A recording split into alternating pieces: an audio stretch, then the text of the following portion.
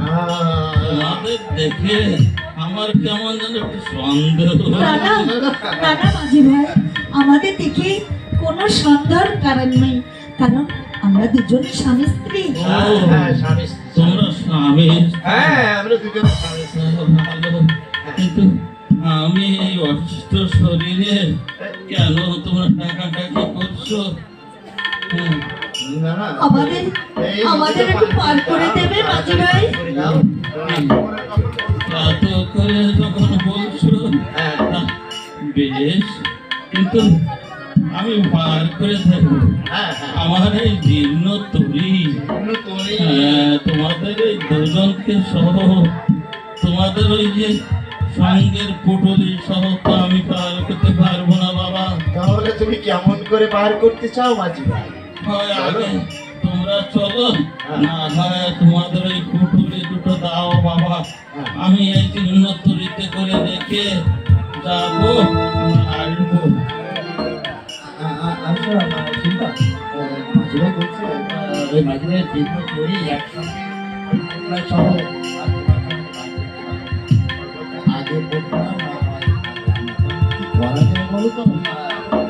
শোনো শোনো, আমি তোমাকে ছাড়া একা একা পার হতে পারবো না, তুমিও আমাকে ছাড়া একা একা পার হতে পারবে না।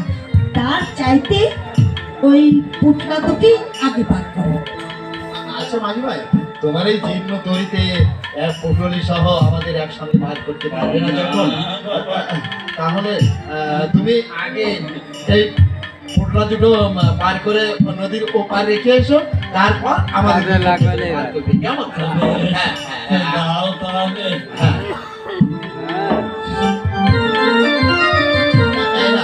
মাঝি ভাই বেশি দেরি করবে না কিন্তু, তুমি ওপার রেখে আমাদের দুজনকে পার করে নিয়ে যাবে।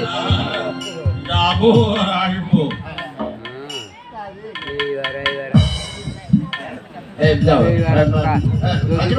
তুমি যাবে আসবে? আমি যাবো। হ্যাঁ, বেশি দেরি করবে না, অনেক রাত হয়ে গেছে তো, বেশি দেরি করবে না, বুঝেছো?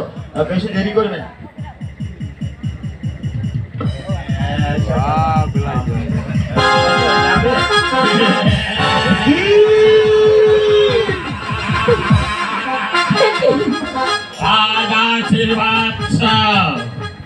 তুমি আমাকে করিয়া ছোট, লক্ষ্মীকে করিয়াছ বড়, তার জন্য তোমাকে আগে করেছি আমি সর্বহারা, আর এবার তোমাকে করবো আমি তোমার স্ত্রী হারা। এই তোমার সব কিছু আমি এবার তুমি হলে সর্বহারা।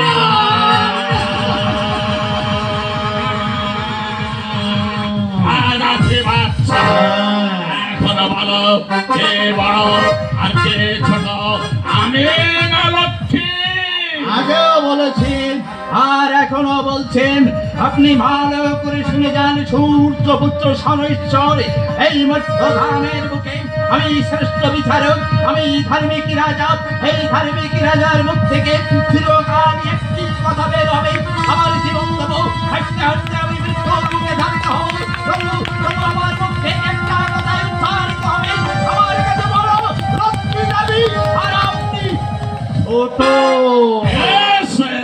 তাহলে এবার করেছি তোমাকে সর্বহারা। এখন শুনে রাখো রাজা যতদিন পর্যন্ত তুমি মধ্যধামে আমাকে বড় না করবে, ততদিন পর্যন্ত এমনি করবে চলবে আমার।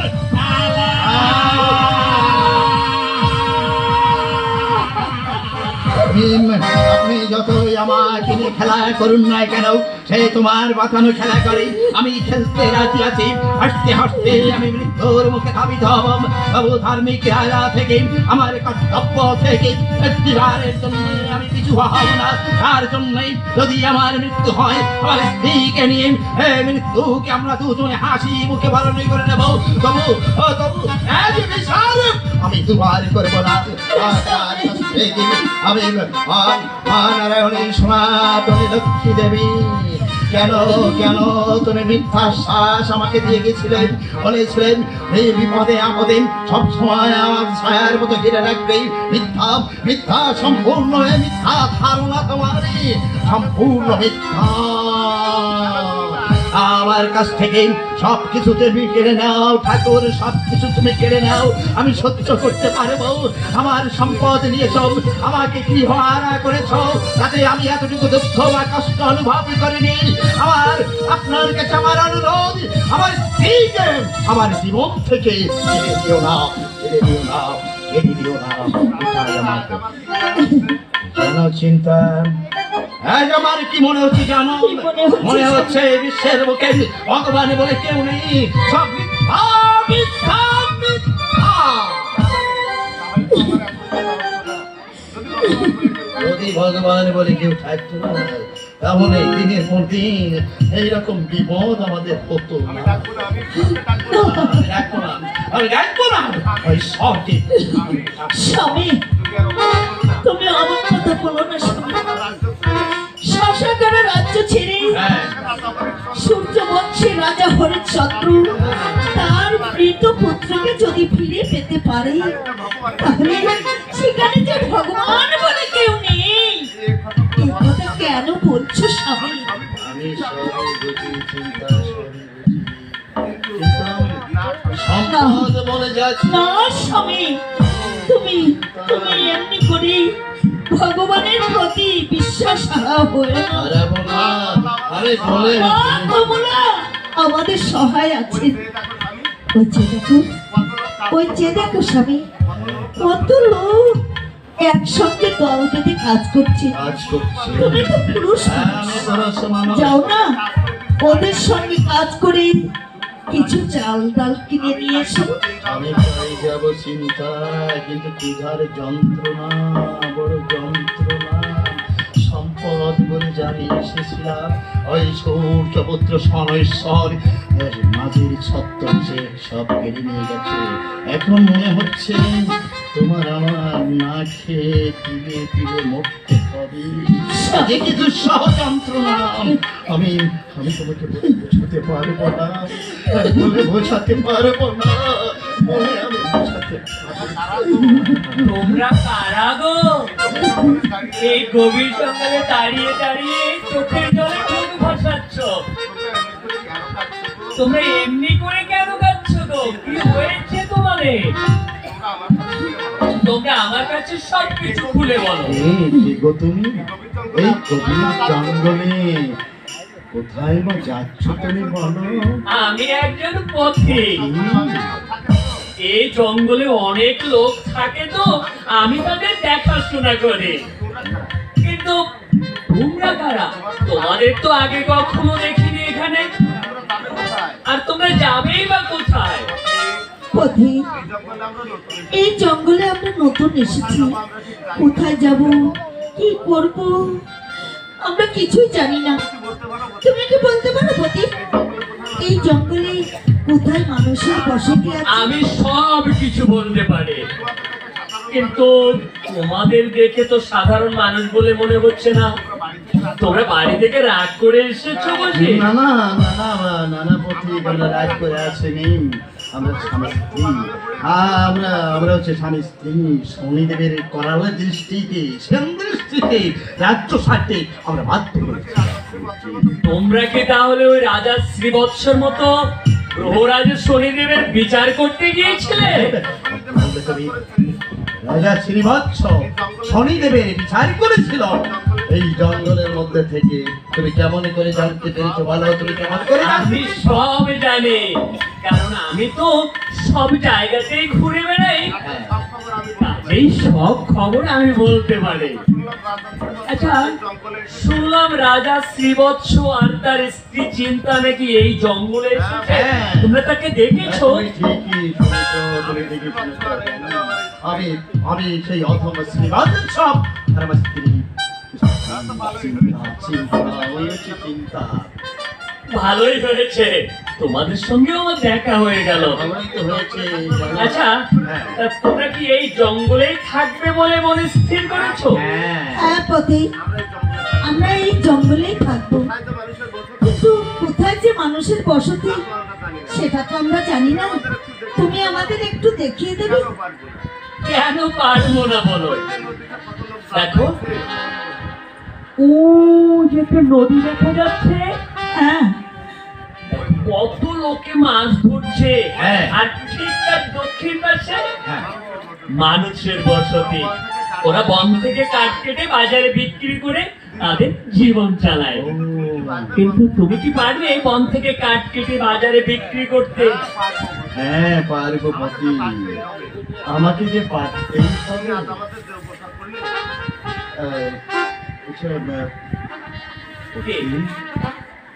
কিন্তু আমরা কি হয়েছে কিছু বলবেন?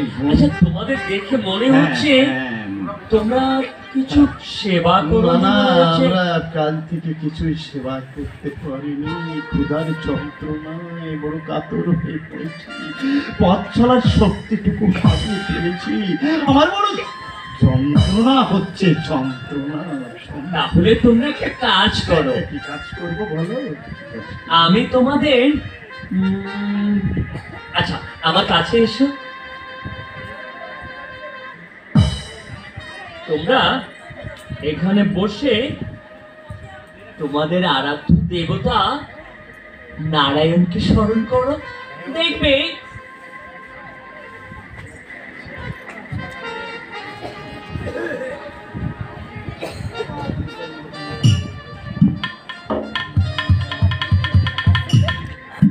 হে নারায়ণ, কোথায় তুমি? দেখা দাও, দেখা দাও নারায়ণ, কৃপা করো, কৃপা করো। আমাদের উপর একটু সদয় হও।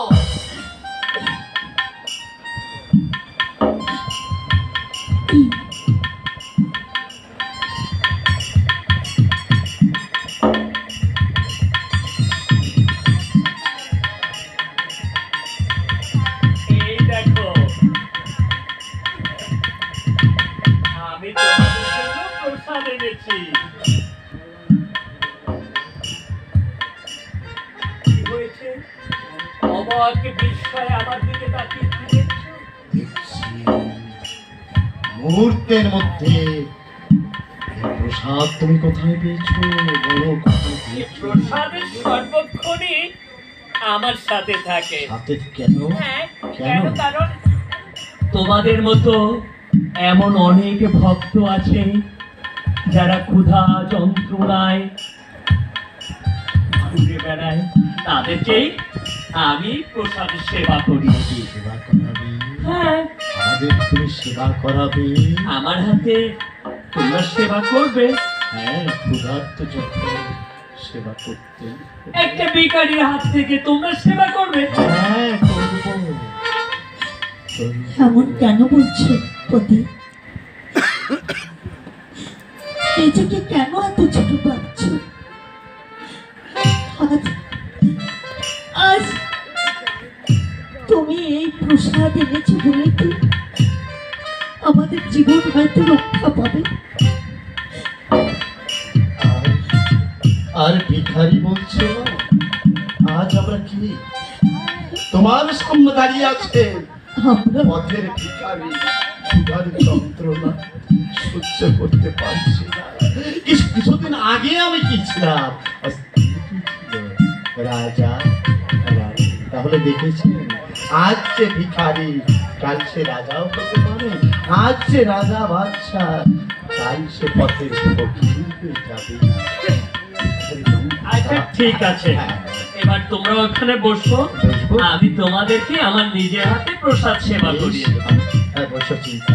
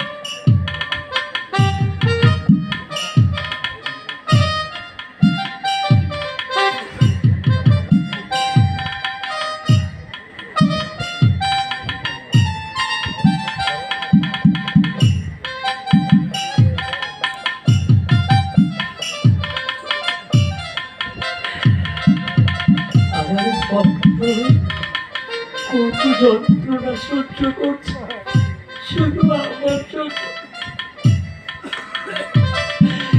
আমি কি করব? নিয়তি যা চেয়েছে তাই তো করবে। আরো অনেক যন্ত্রণা সহ্য করতে হবে শ্রীবৎস। আমি আমি কেমন করে সহ্য করবো আমার ভক্তের এত যন্ত্রণা, এত কষ্ট? হে বিরতি, শৈবার শক্তিটুকু তুমি আমাকেও দিও।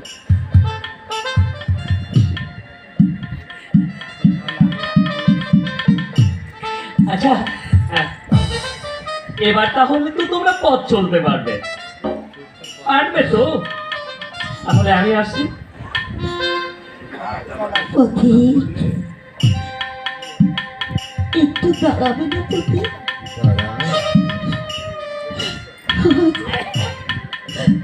আজ তুমি মৃত্যুর মুখ থেকে আমাদের স্বামী স্ত্রীকে বাঁচাবে। প্রতিদানে কি দেবার আছে আমাদের? কিছুই নেই। কি দিতে চাও তোমরা আমাকে?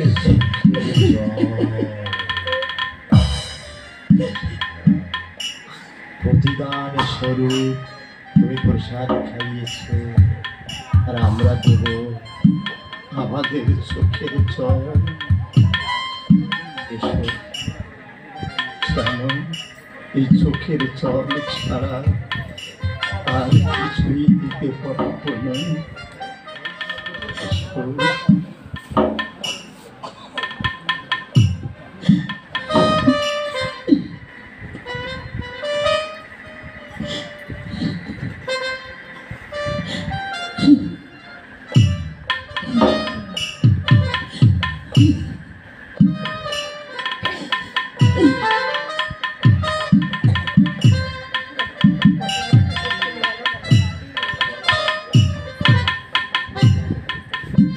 আমি আশীর্বাদ করি তোমরা ভালো থেকো,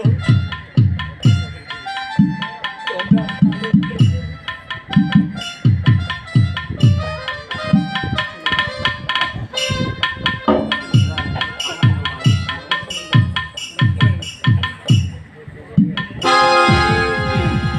কোথায় গেল? মুহূর্তের মধ্যে কোথাও হারিয়ে গেল। কে এসেছিল? কে এসেছিল? স্বামী, কে এসেছিল? দেখেছ বাতাসে কেমন পদ্মগন্ধে ভার ভরে মনে হচ্ছে একটা মন্দির। মন্দির সদ্য পূজা অর্চনা শেষে মন্দিরে যেমন সুগন্ধ প্রবাহিত হয়, ঠিক তেমনি করে সুগন্ধ হচ্ছে। তাহলে কি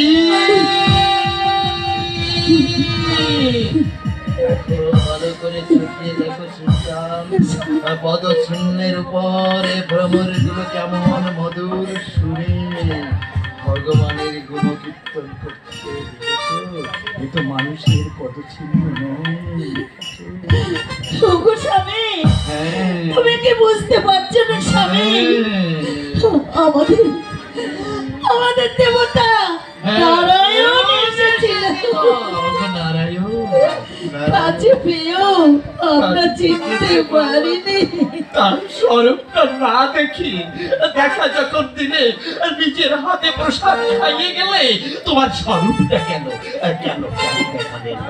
ধন্য ধন্য ধন্য আমার জীবনটা, ধন্য তোমার জীবন, আমার দুজনের জীবন ধন্য হয়ে গেল। সায়ান যার এখানে আমরা বিভোর ছিলাম, যাকে দেখবার জন্য মনটা আমাদের চঞ্চল, যাকে পাওয়ার জন্য সকাল সন্ধ্যা আমরা পূজা অর্চনা করেছি, সেই ধ্যানের দেবতা আজ নিজের হাতে কিন্তু কাঠ কাটতে যেতে হবে।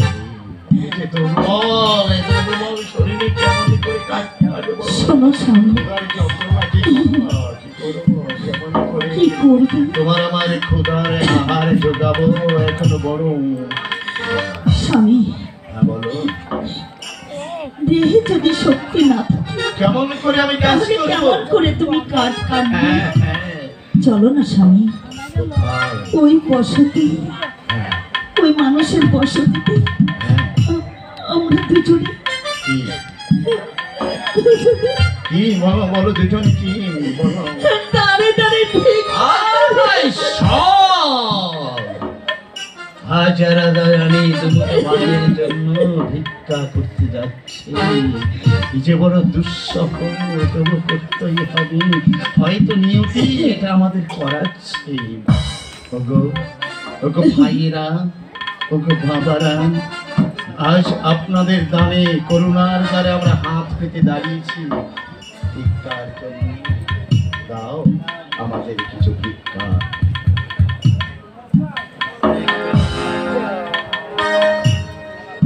তোমার